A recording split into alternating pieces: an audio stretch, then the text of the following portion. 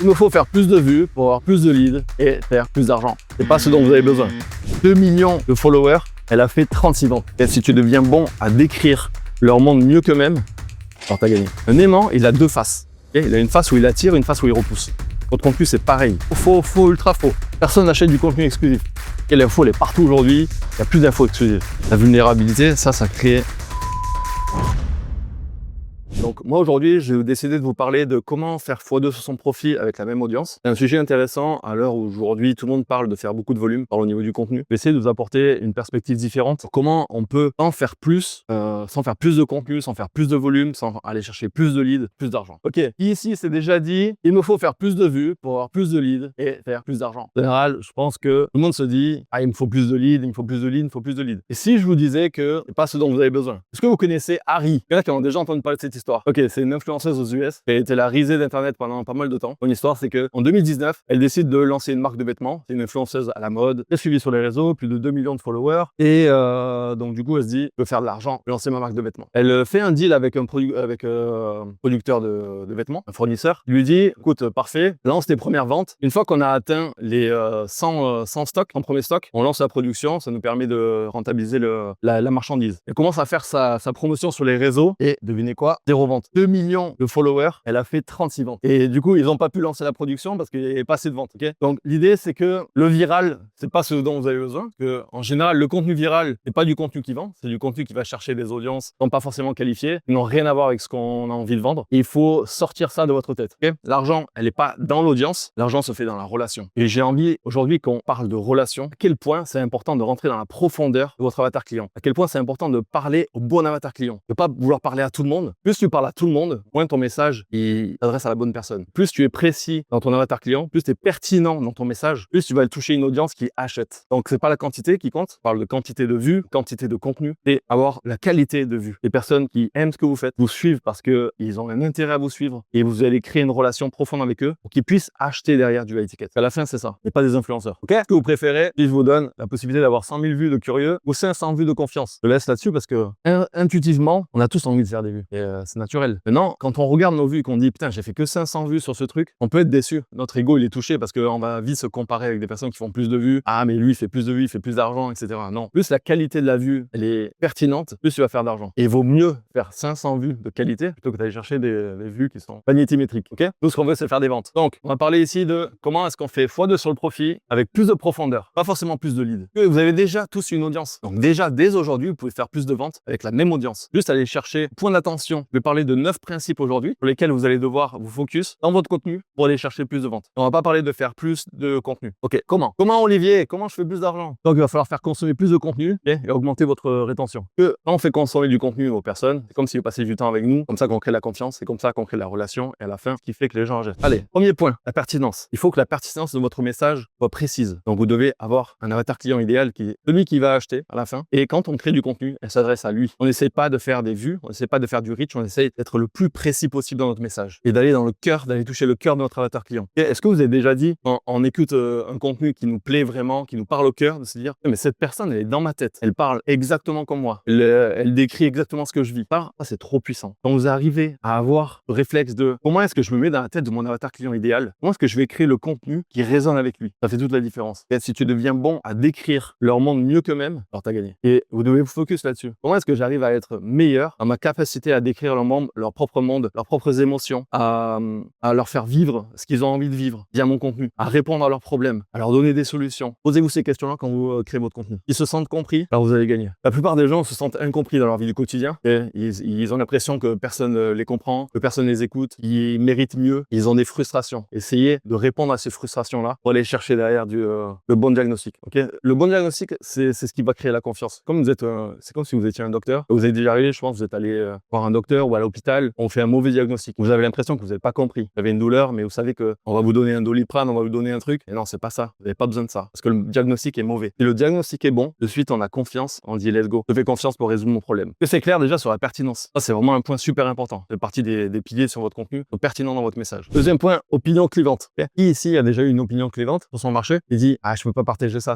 Faut bien prendre ici l'analogie de l'aimant. Un aimant, il a deux faces. Il a une face où il attire, une face où il repousse. Votre contenu, c'est pareil. Faut que vous soyez soyez un aimant. Vous pouvez pas attirer tout le monde, c'est impossible. Par contre, plus vous êtes clivant, plus vous allez avoir des fans qui adorent ce que vous faites et du coup qui vont naturellement venir vers vous. Parce qu'il y a quelque chose qui est différent chez vous, quelque chose que vous avez partagé, qui leur parle, ils sont d'accord avec vous. Si vous êtes trop fade, pas vraiment d'attirance, certes vous allez repousser personne, mais vous allez vraiment attirer personne qui est fan. Et nous, on veut des fans, on est prêts à aller loin dans la relation avec nous. Ce qui va faire que vous allez avoir des ventes étiquettes. Connexion que tu ne partages pas, c'est une connexion que tu ne crées pas. Et c'est que c'est des occasions manquées. Quand tu vois qu'il y a une conviction profonde que tu as sur ton marché, après on va pas forcément parler de politique, de religion, sujets qui sont trop loin de notre marché, il y a une conviction que tu as sur ton marché, faut que tu la partages parce que ça te permet vraiment d'aller attirer des personnes qui sont en match complet avec tes valeurs. Et c'est trop puissant. C'est ce qui permet d'aller chercher de la relation profonde. Ok.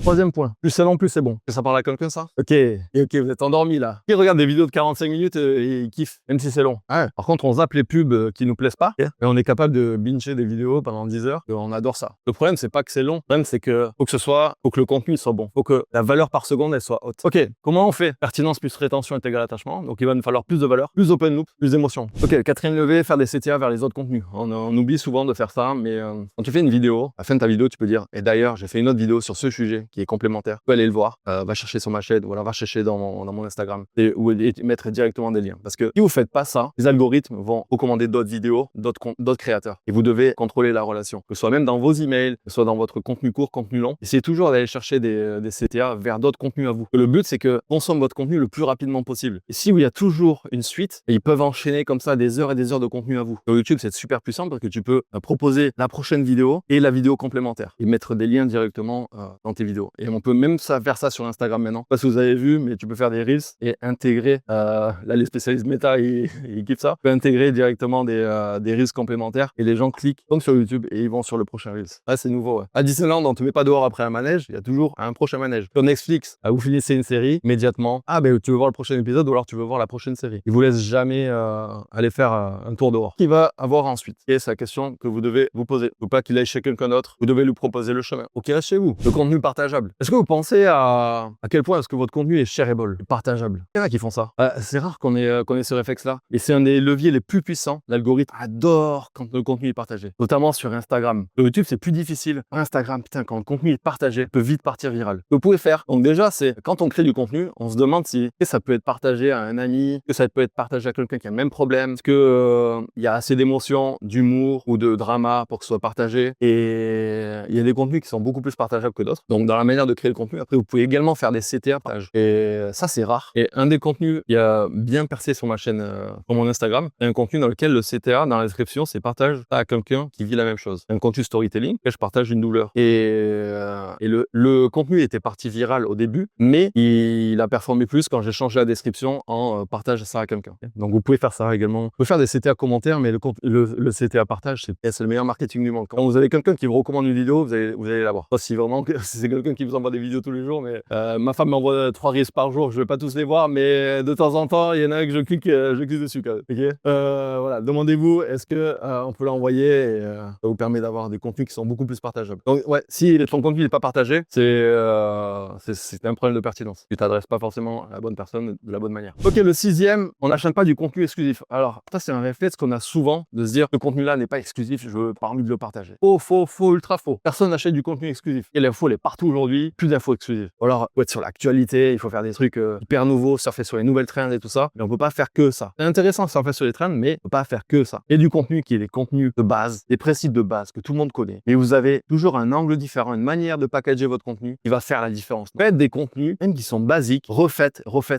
Les basiques, c'est ce qu'il y a de meilleur. Les gens, ils achètent votre vibe de toute façon. Ils achètent votre personnalité. Ils sont là, pas pour avoir du contenu nouveau ou exclusif. Ils sont là juste pour avoir votre vue sur ce que vous partagez. L'idée nouvelle derrière du contenu que vous venez de partager. Et un truc super important, vous avez tous une unicité. Moi, je suis coach. Est-ce que c'est unique? Non. J'ai 3 enfants. Est-ce que c'est unique? Non. Je vis en Suisse. J'adore me balader en forêt. Est-ce que c'est unique? Et je combine ces 3 trucs-là. 3 enfants, je vis en Suisse et j'adore la forêt. Ça devient unique pour mon marché. Et vous avez tous un truc comme ça. Vous n'avez pas besoin d'avoir quelque chose d'exceptionnel, d'avoir vécu des trucs de fou dans votre vie, des expériences de fou. Vous êtes votre personnalité et votre avantage compétitif et votre unicité, et ce qui va vous permettre de vous démarquer sur votre marché. Et mettez en valeur ces points-là. Et même essayez extrapoler votre personnalité, qu'on puisse voir à quel point vous êtes unique sur votre truc. Savoir quelque chose sur les réseaux sociaux, on a tous un personnage. Il faut faire en sorte que ce personnage déjà soit le plus proche de qui on est, mais il faut extrapoler les points d'unicité qui vous démarquent dans votre marché. Ce qui permet que les gens vous voient pour qui vous êtes, qu'ils adorent votre personnalité, qu'il y ait un vrai match aussi entre vous et votre audience. Et vous allez attirer attirer des gens qui sont comme vous. Donc, mettez un point de focus sur votre personnalité. Republier les anciens contenus. Donc ça, pareil, c'est un truc qu'on fait rarement. Mais plutôt que de créer toujours du nouveau contenu, vous avez tous ici des contenus qui ont percé, qui sont des bons contenus, et votre audience se renouvelle. Repartagez, republiez les bons contenus. On sait que sur Instagram, sur YouTube moins, mais on sait que sur Instagram, il y a des contenus qu'on partagés et qui font même plus de vues que l'original. Ouais, et upload le même contenu. Sur Instagram, c'est ça. Sur YouTube, tu peux modifier le montage et puis le republier. Mais sur Insta, tu n'as même pas besoin de faire des modifications. Et parfois, tu peux juste changer un peu le montage. Comme disait Priska, quand on a un des contenus qui est bien marché, vous avez juste changé le montage et ça a fait plus de vues. Ok, donc dites-vous bien, 90% de votre audience, ils n'ont pas vu tous vos contenus et vous pouvez les republier, c'est bien. Quand un artiste sort un hit, il repasse 15 fois par jour à la radio, c'est ok. Vous avez des hits aussi dans vos contenus, il faut les republier. La vulnérabilité, ça c'est un point hyper important. Aujourd'hui, on vit dans une ère où il faut créer de l'attachement, de l'émotion, le contenu. On ne peut plus faire que du contenu éducatif, pour les abondantes, beaucoup moins de valeur qu'avant. Par contre, la vulnérabilité, ça crée la différence. Quel est le moment de votre vie qui vous a forgé? Vous avez tous un moment comme ça, enfin, on en a plusieurs. Essayez de les identifier, et ça permet d'attirer des bonnes personnes qui ont vécu les mêmes trucs. Il n'y a rien de plus puissant pour créer un attachement avec quelqu'un qui a vécu la même chose que vous. C'est que moi, c'est un truc qui a bien marché aussi chez moi, chez pas mal de mes clients ici. C'est identifier un point, difficulté dans ta vie qui a été marquant dans ta carrière, sur lequel tu peux même reposer ton storytelling. Voilà. Dans ma vie, il y a eu plein de moments intéressants, plein de moments difficiles. Il y a un moment, je pense, qui attire pas mal de personnes chez moi. C'est quand ma femme est tombée enceinte, c'est un petit ami de l'époque, il m'a lancé dans le business et j'ai vécu plein de difficultés comme ça. Les gens se rappellent de ça. Même si ne me rappellent pas trop de ce que je fais, par contre, l'histoire, elle reste. Ça, c'est des moments importants. C'est des contenus qu'il faut vraiment partager. Là, l'analogie ici, c'est l'armure. L'armure, elle te rend invisible parce que tout le monde porte des armures. On a envie d'être parfait, d'être beau, fort, fier. Tout le monde dit ça sur un. C'est pas ce qui crée la confiance. Ce qui crée la confiance, c'est quand quelqu'un, au contraire, dit sois vrai, sois pas parfait. Et quelqu'un te dit moi j'ai foiré et j'ai appris un truc, je vais te l'enseigner. Ça donne plus confiance ou moins confiance de quelqu'un qui dit j'ai toujours tout réussi dans ma vie et vous faites confiance. Faites confiance à quelqu'un qui a l'air d'être comme vous et à vous qu'il a des failles, il fait des erreurs, à l'honnêteté de le dire, à la vulnérabilité de le dire. Donc c'est vraiment ça, c'est hyper important. Ça fait vraiment la différence sur les contenus et on le voit de plus en plus. Et personal brands qui sont hyper techniques comme Ala Romosi, Zuckerberg vont partager de plus en plus de contenus où ils se montrent vulnérables au l'angle de la faille, d'erreur. Là, on a eu une interview qui a été marquante entre Tony Robbins et Hormozi, où Hormozi vraiment arrive dans une position vulnérable face à Tony Robbins. C'est un move qui est vraiment calculé dans sa brand, et rien au hasard, et qu'il a besoin aussi de créer cet attachement-là. Je suis comme vous, je suis fait des erreurs. J'ai été dans la mentalité work hard et en fait, j'ai perdu beaucoup d'années et beaucoup d'énergie à faire ça. Maintenant, je me réoriente, je vais faire autrement et tout ça. Donc, il avoue ses erreurs.